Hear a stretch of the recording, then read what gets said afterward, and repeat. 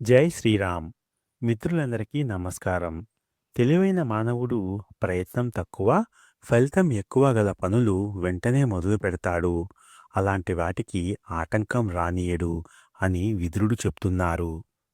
ఒక చిన్న ఉదాహరణతో ఈ నీతి వాక్యం అర్థం చేసుకునే ప్రయత్నం చేద్దాం.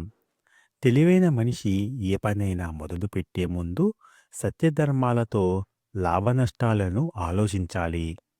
ఎక్కువ కష్టపడి తక్కువ ఫలితం వచ్చే పనులు కాదు, తక్కువ శ్రమతో ఎక్కువ ఫలితం వచ్చే పనులు ముందుగా చెయ్యాలి.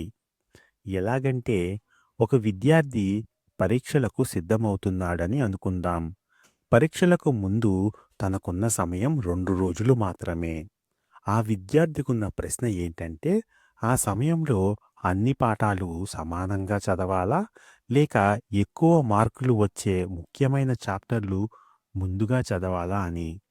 తెలివైన విద్యార్థి ఎక్కువ మార్కులు వచ్చే ముఖ్యమైన చాప్టర్లు ముందుగా చదువుతాడు.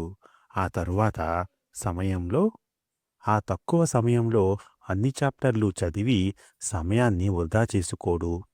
ఇక్కడ తెలివి అంటే ఏ పని చెయ్యాలి, ఎప్పుడు చెయ్యాలి, మన శక్తి సామర్థ్యాలు ఏ పనిపై ఖర్చు పెట్టాలి అనే నిర్ణయాన్ని తీసుకోవడమే నిజమైన తెలివి.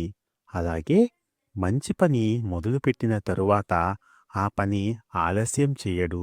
రేపు చేద్దాం అనడు. ఇతరుల విమర్శలను పట్టించుకోడు.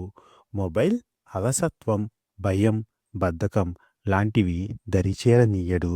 మిత్రమా, విజయం కష్టంలో లేదు, సరైన పనిని ఎంచుకోవడంలో ఉంది.